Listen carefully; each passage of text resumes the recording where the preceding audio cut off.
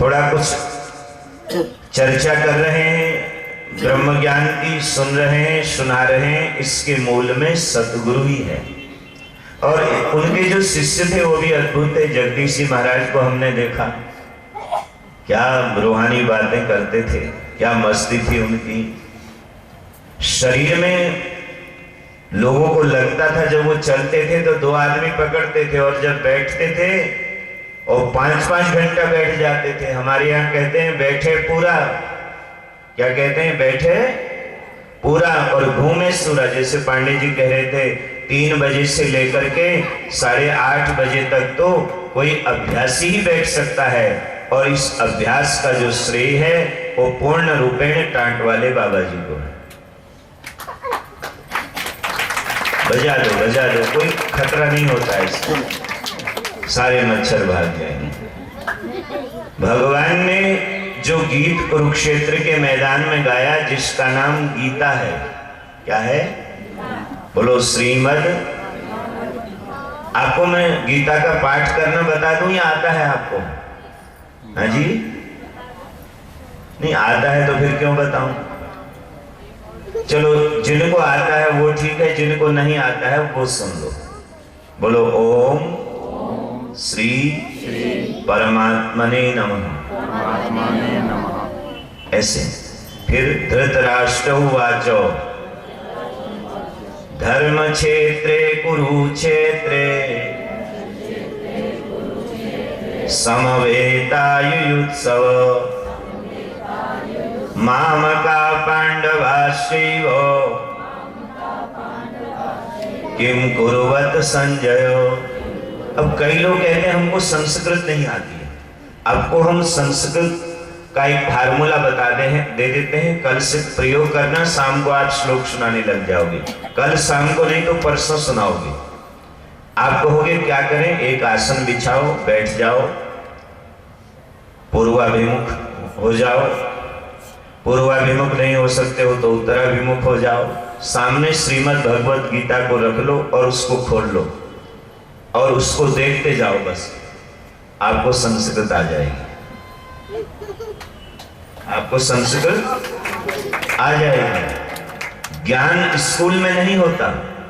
ज्ञान अगर स्कूल में होता तो स्कूल की दीवारें चलती। ज्ञान आपके भीतर है, बाहर कुछ भी नहीं है। जो कुछ है वो आपके भीतर है। अब आओ, भगवान कृष्ण ने गीता अर्जुन को सुनाई। किसको सुनाई? दुर्योधन को क्यों नहीं सुनाई?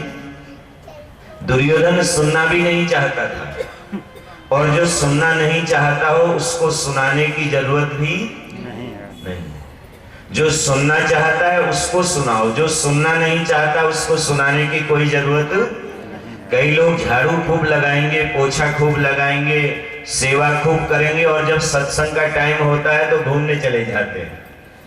ध्यान से सुनना, एक गुरु ने एक चेला बनाया, उसको झाड़ू लगाना तो सीख गया, पोछा लगाना सीख गया, सेवा करना सीख गया, लेकिन सत्संग से वो दूर रहा।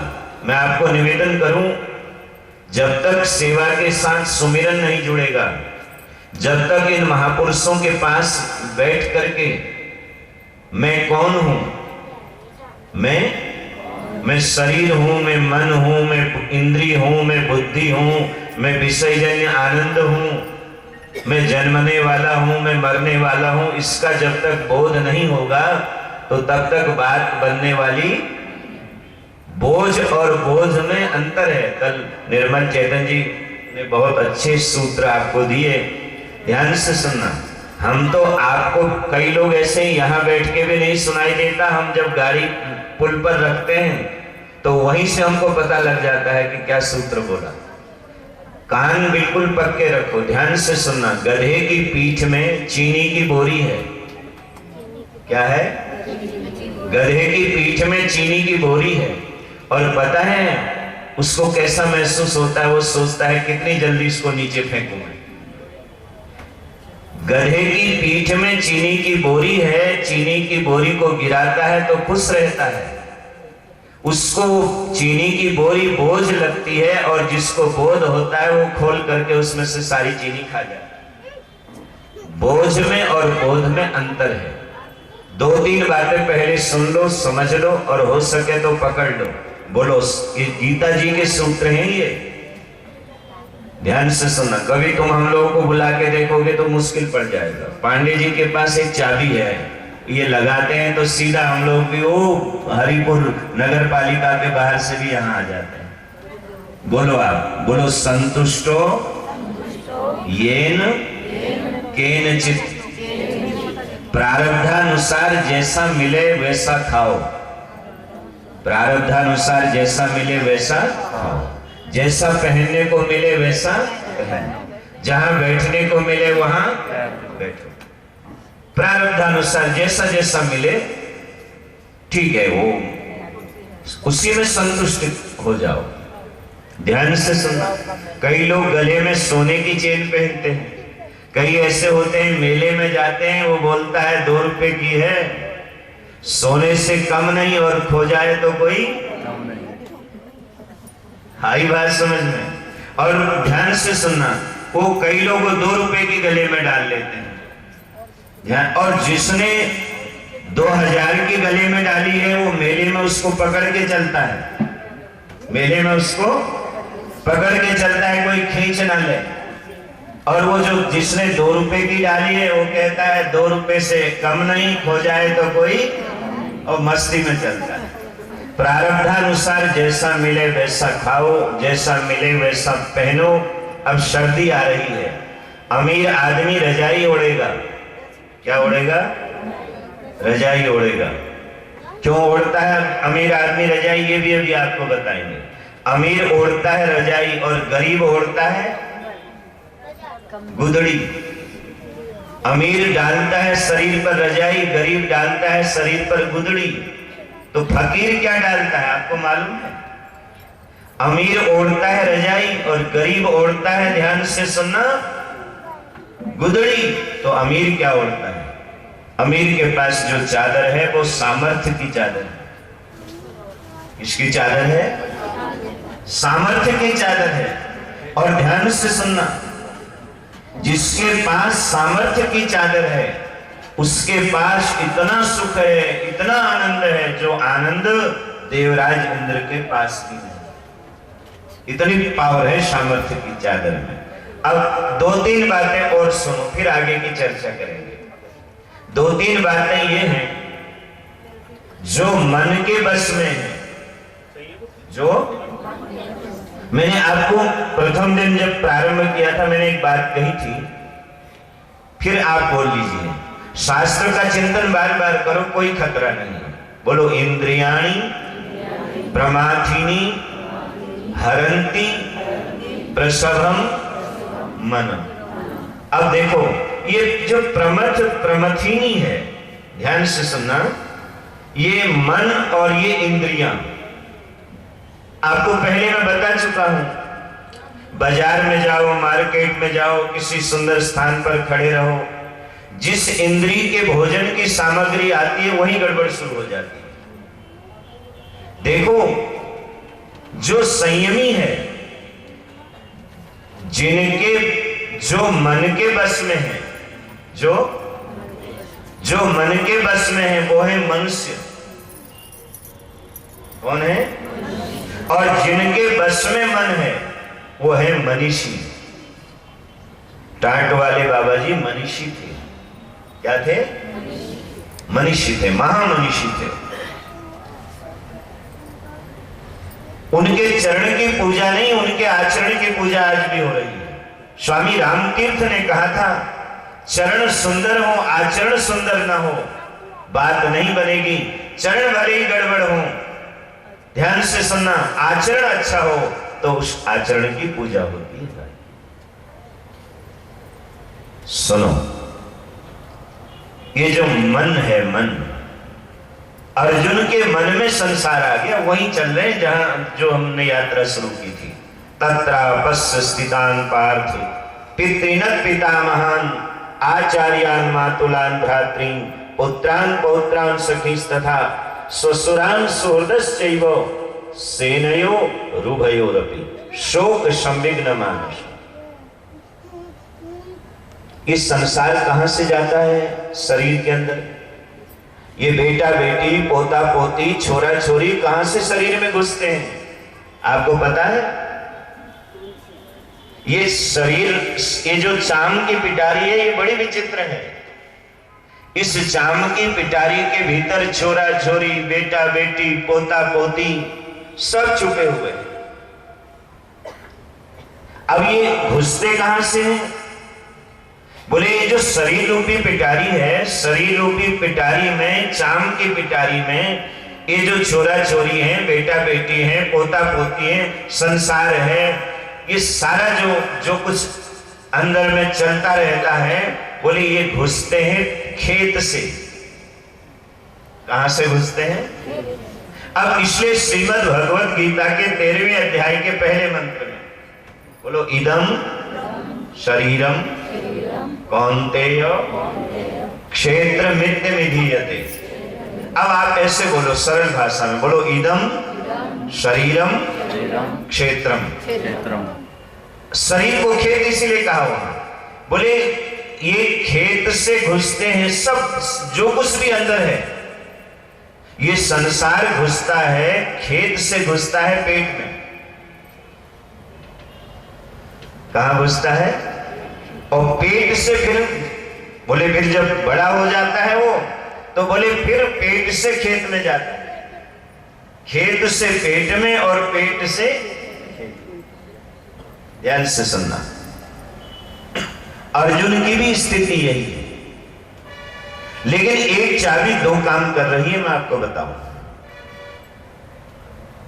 मन इतना खराब भी नहीं है और मन इतना अच्छा भी नहीं। मन के लिए तो ये कहा है, ये साधक भी है और ये बाधक भी है।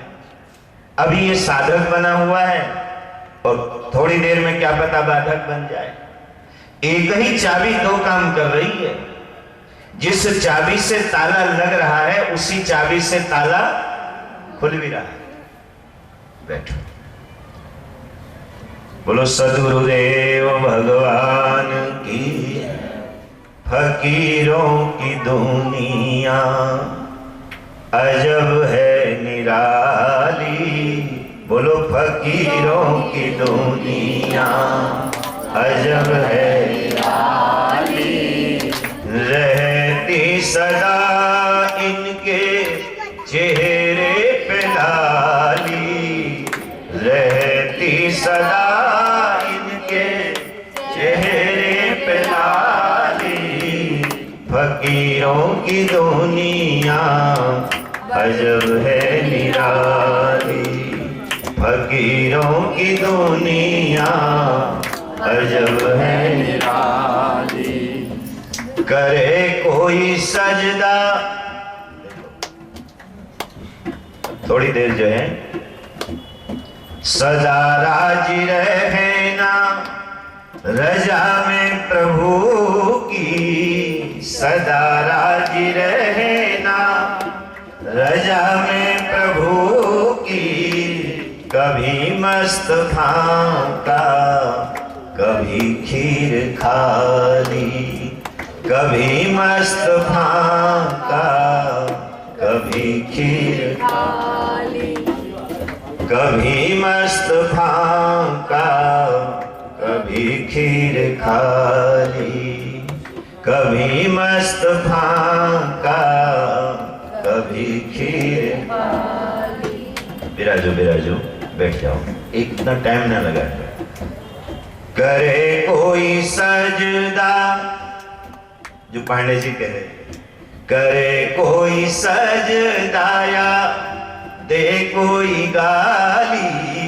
करे कोई सजदाया दे कोई गाली। फकीरों की दुनिया अजब है निराली। फकीरों की दुनिया अजब है निराली। बोलो सच्चिदानंद भगवान की।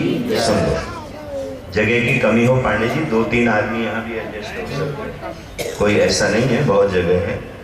कोई अंतर थोड़ा ही है, जो आप हो वो हम है, जो हम है वो क्या हो। इसमें ऊपर नीचे वाला तो ये सब धंधा यहाँ का है, कहीं कोई कुछ है ही नहीं। बोलो सच्चिदानंद भगवान की। एक चाबी दो काम कर रही है। जिस चाबी से ताला लग रहा है उसी चाबी से ताला खुल रहा है।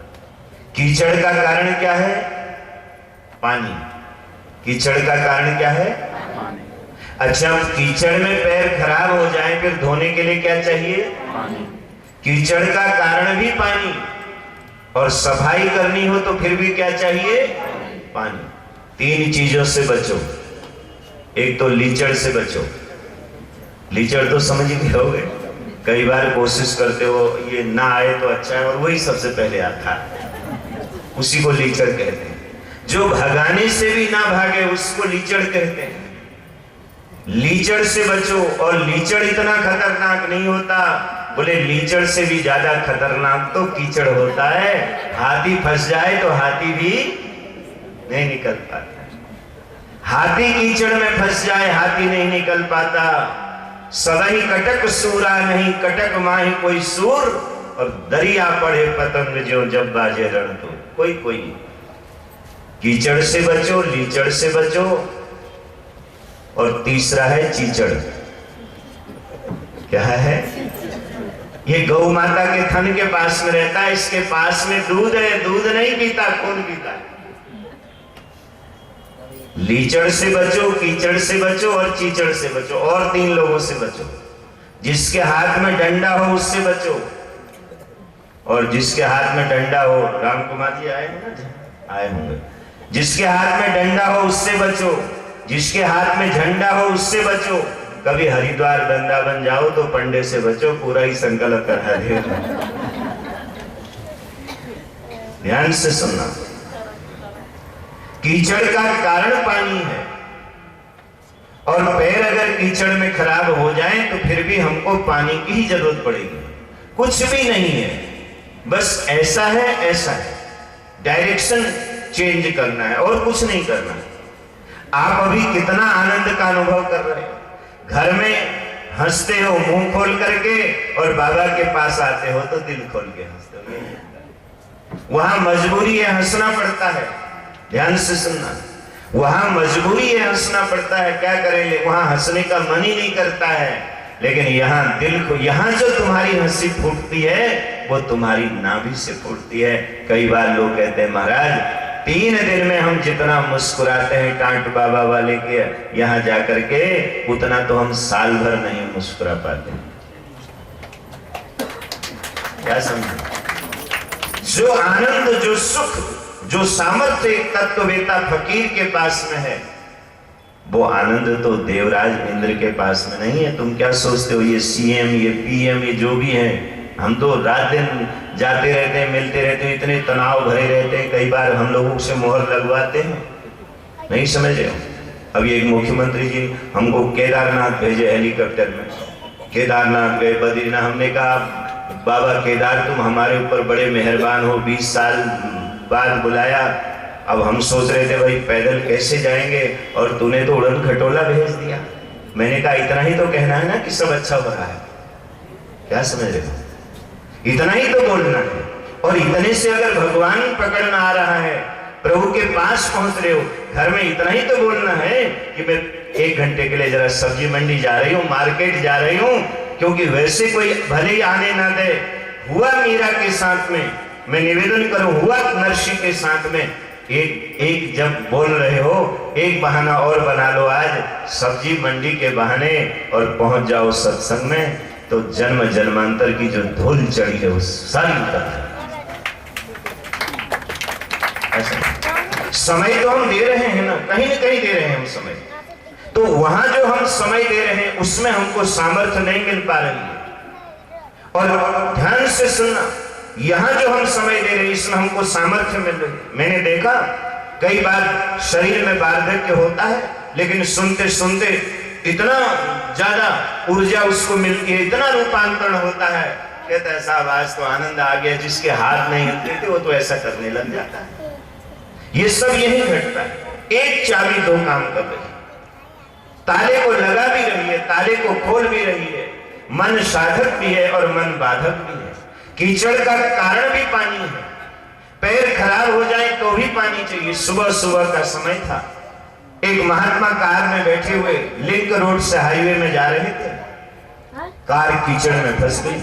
ब्रह्म मुहूर्त का समय, चारों तरफ देखा, कोई दिखाई नहीं दिया। एक झोपड़ी में एक लालटेन जल रही थी, लालटेन जल रही थी। महात्मा झोपड़ी में गए, एक नौजवान सोया हुआ था, 6.5 फीट लंबाई उसकी। महात्मा जी ने थपकी मारी, बेटा उठो। खड़ा हो गया। क्या बात है बाबा? अरे बोले बात क्या होनी है, ब्रह्म मुहूर्त का समय है, वर्षा ऋतु है, और वर्षा ऋतु में मिट्टी के ऊपर पानी आ गया, और जब मिट्टी के ऊपर पानी आया तो कीचड़ बन गया। क्या बन गया? और बोले उस कीचड़ में मेरी कार फंस गई। अब एक काम करो बेटा, जरा एक धक्का लगा दो जिससे कार गीले से, ध्यान से सुनना, जिससे कार गीले से सूखे में आ जाए, कीचड़ से सूखे में आ जाए, इतना काम कर दो।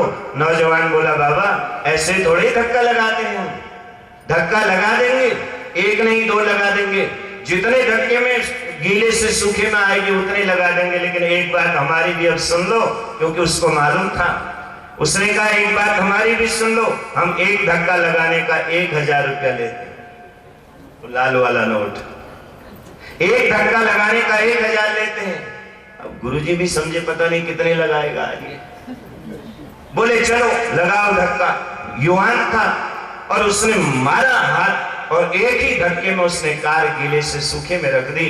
महात्मा ने जेब से 1000 का नोट निकाला, लेकिन देने से पहले पूछा बेटा काम क्या करते हो? बोले बाबा अब मेरा काम आपके समझ में नहीं आया। बोले नहीं मेरी समझ में नहीं आया। बोले मैं बहुत मेहनती आदमी हूं, मैं सारी रात 4 बजे तक मिट्टी डालता हूं सड़क पर, और फिर उसके बाद उसमें पानी छोड़ता हूं, कीचड़ तैयार कर देता हूं, और सुबह तेरे जैसा कोई बाबा जी आता है उसकी कार उसमें फंसाता हूं। महात्मा जी बोले समझ गया समझ गया। और फिर उसने कहा और सुनो बाबा अभी क्या समझे, रात भर मिट्टी सड़क में डालता हूं, उसमें पानी छोड़ता हूं, कीचड़ बनाता हूं, तेरे जैसे कोई बाबा जी आते हैं उनकी कार फंसाता हूं, फिर 1000 रुपया लेकर के मैं ही और एक धक्का मार के उसको फिर सूखे में रख देता हूं। तब महात्मा जी प्रसन्न होते हुए मुस्कुराते हुए गए। बोले समझ गया, फंसाने वाला भी वही है और निकालने वाला भी वही है। फंसाने वाला और निकालने वाला अलग अलग नहीं। ध्यान से